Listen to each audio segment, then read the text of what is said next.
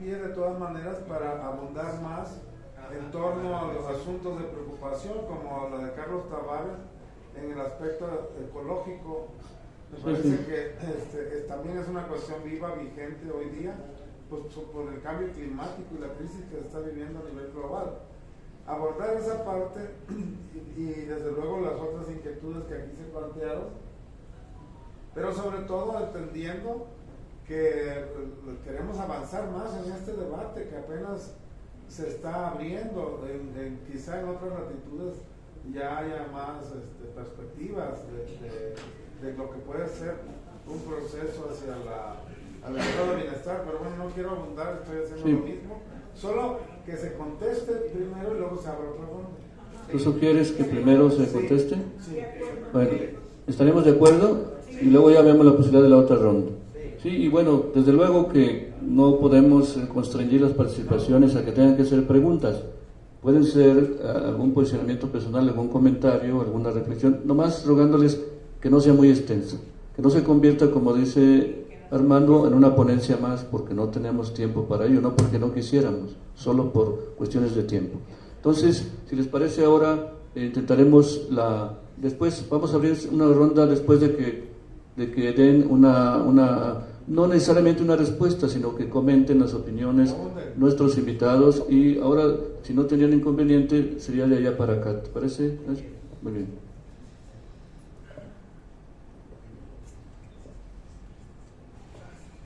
Gracias. Muchas gracias. Perdón, yo creo que es un debate muy rico y es muy interesante poder escucharles a todos ustedes. Primero, cuestión de medio ambiente y seguridad. A ver, es que es crítico. Hay una cuestión fundamental que se ha debatido mucho en las últimas décadas. El planeta es finito, no se puede producir más allá de lo que tenemos. Pero el dinero es infinito. El dinero puede crecer con la numeración hasta donde sea.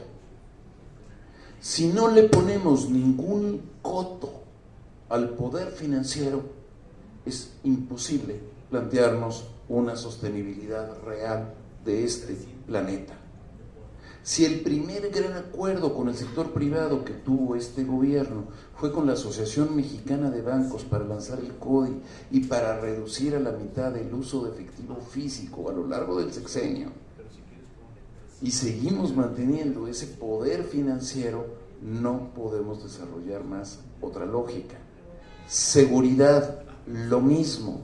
A ver, yo me compré este teléfono, se lo compré al señor Slim vía una cosa que se llama Telcel, y yo pagué en pesos. Sí, pero el teléfono dice Samsung, y a Samsung no le interesa tener pesos, le interesa tener divisas, y hay que cambiar los pesos por divisas, por dólares. ¿Y cómo le hace el señor Slim para transmutar la materia y pasar de pesos a dólares? Pues se va a su banco, se va en bursa, y entonces cambia de pesos a dólares. ¿Y cómo llegaron los dólares al sistema financiero? Pues forzosamente tienen que entrar por la vía que sea, y la que sea es la que sea. Y entonces estamos dependiendo de nuestra estabilidad macroeconómica a partir de nuestra propia inseguridad pública. Y como dice una serie de Netflix ahí en Dirty Money, perdón el anuncio, sobre HSBC, México, sean narcos, sean policías, sean militares, sea población civil, sean niños, México pone los muertos, HSBC se lleva las utilidades. Ahí tenemos la inseguridad. Y no podemos decir, es que no se puede hacer nada porque tienen mucho poder, entonces pues que sigan. Es decir, ¿dónde está la transformación si no enfrentamos esa lógica?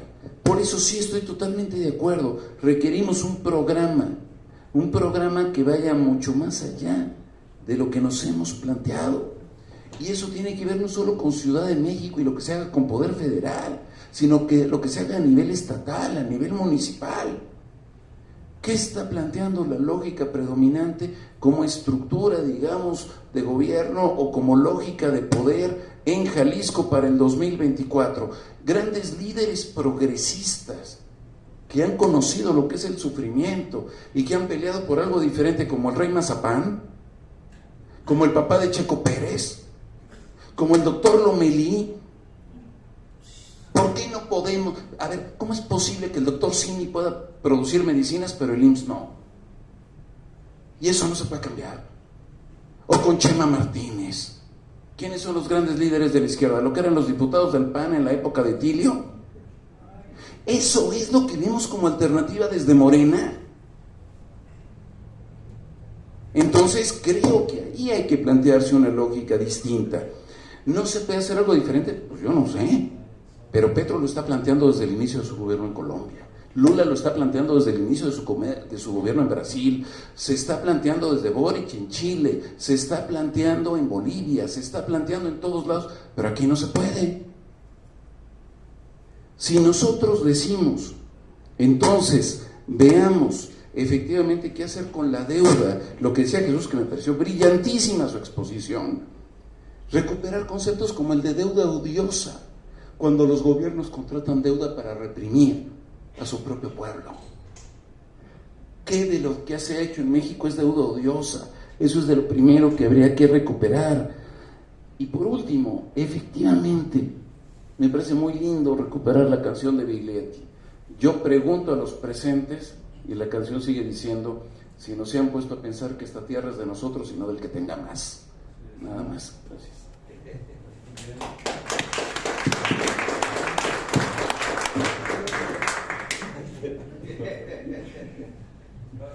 Bueno, también breve, ¿no? Las intervenciones me parecieron interesantes en este tipo de eventos. Yo también coincido, la gente tiene todo el derecho a dar su opinión, ¿no? En eso estamos, para eso justamente es el evento, ¿no? Para generar debate y reflexión, ¿no?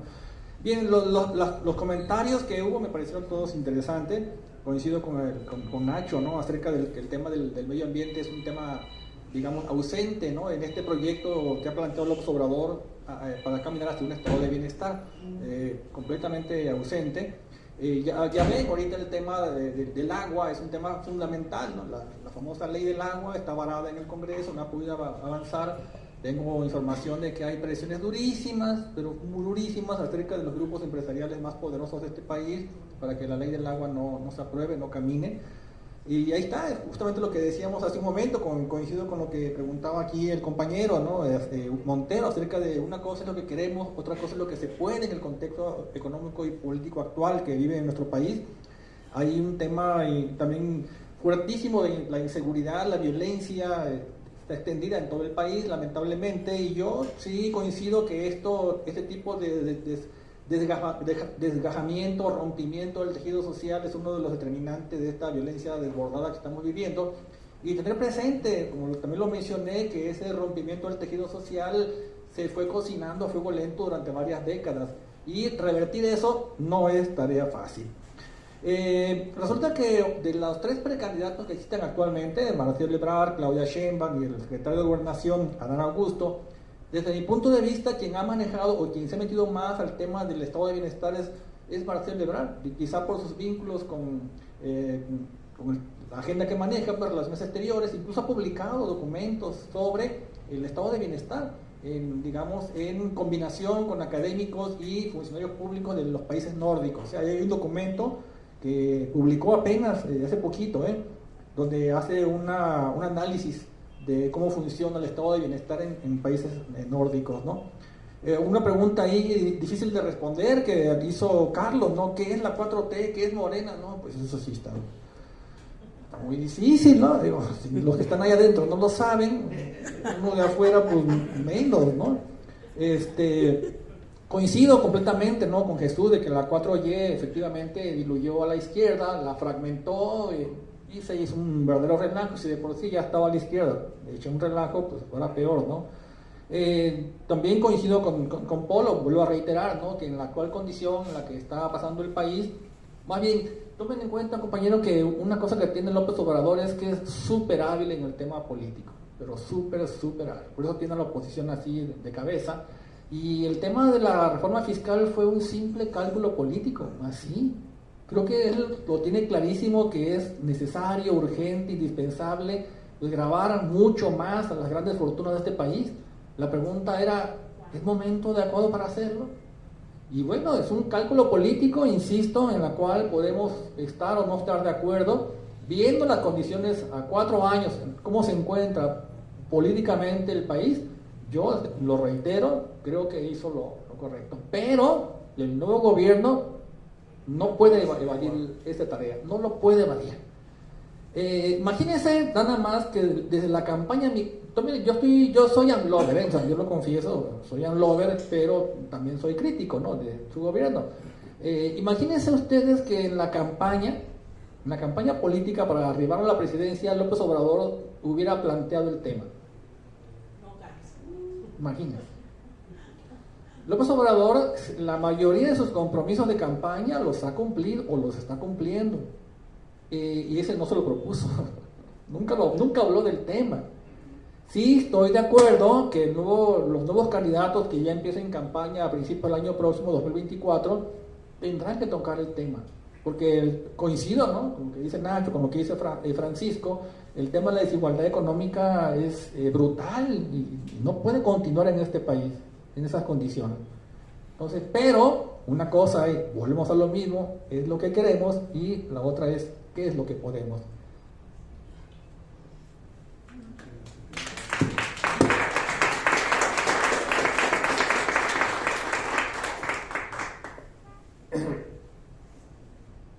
Yo creo que yo comencé mal, porque hablé como economista y tengo muchos años que no me siento economista. O sea, estudié la carrera, pero no está en mi corazón realmente. Lo hago por razones profesionales, de vez en cuando.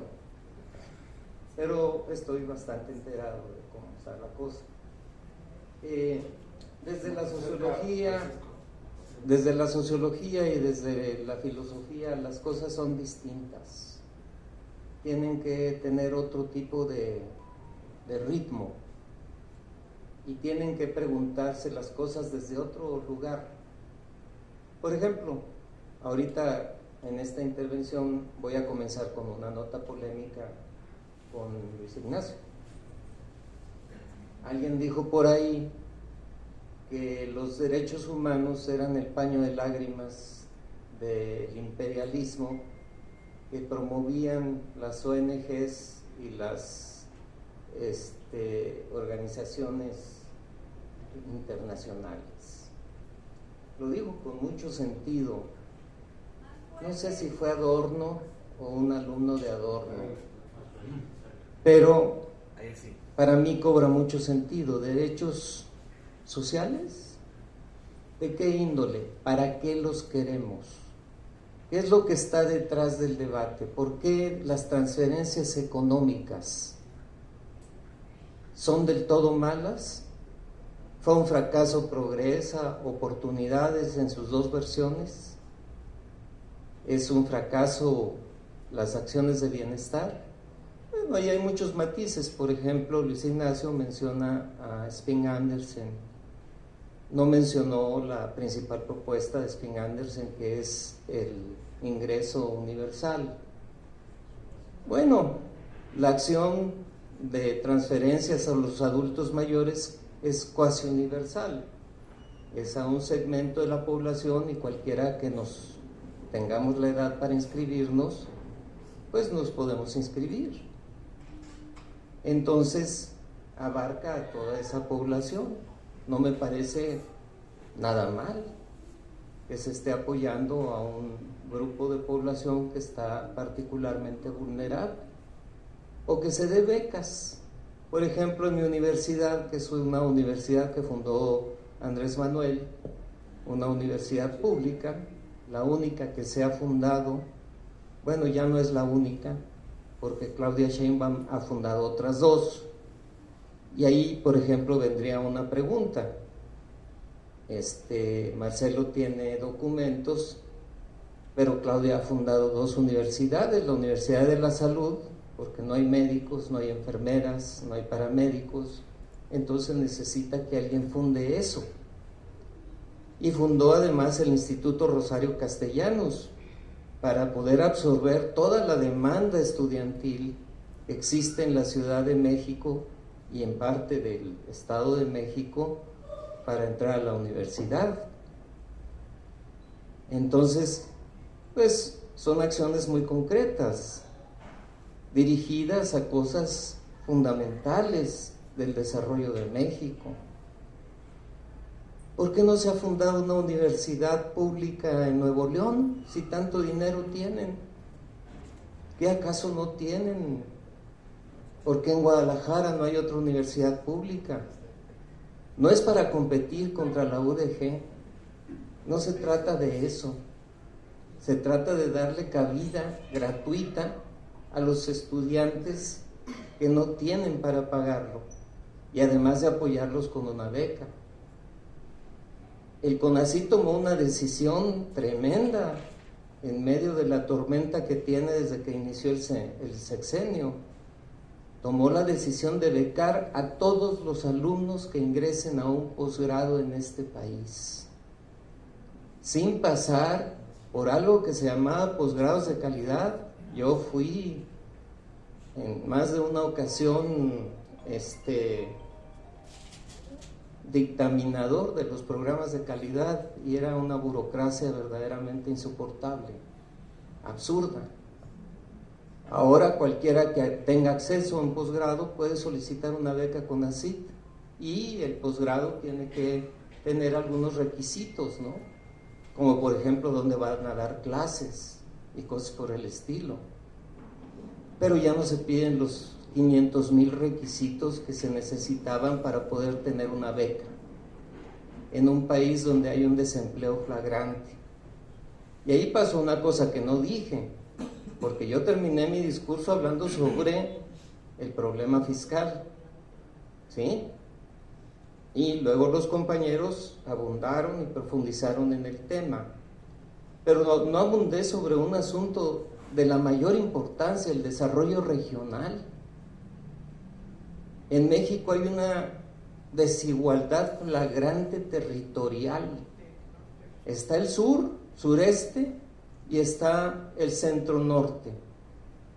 Nada que ver, y entonces, claro, las obras emblemáticas de AMLO, a excepción del aeropuerto, que eso tiene una connotación de orden político, pero que va a resolver problemas a mediano plazo, no ahora.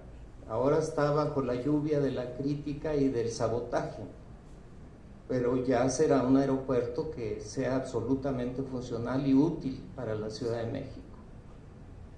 Pero el Tren Maya y la refinería de Dos Bocas, bueno, el solo Tren Maya ha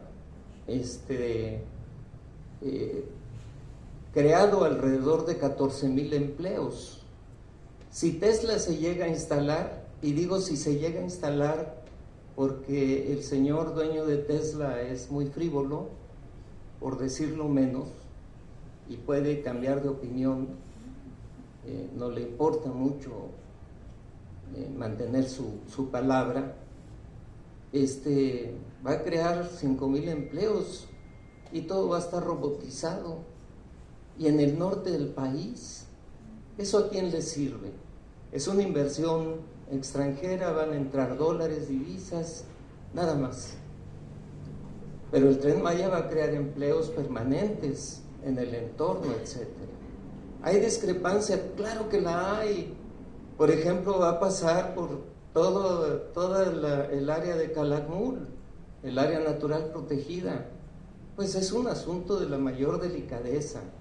Si lo hacen bien puede hacerse, se ha hecho en otros lugares del mundo, pasar por lugares donde hay que proteger a los animales, a las plantas, en un lugar tan frágil como es esa parte del Tren Maya.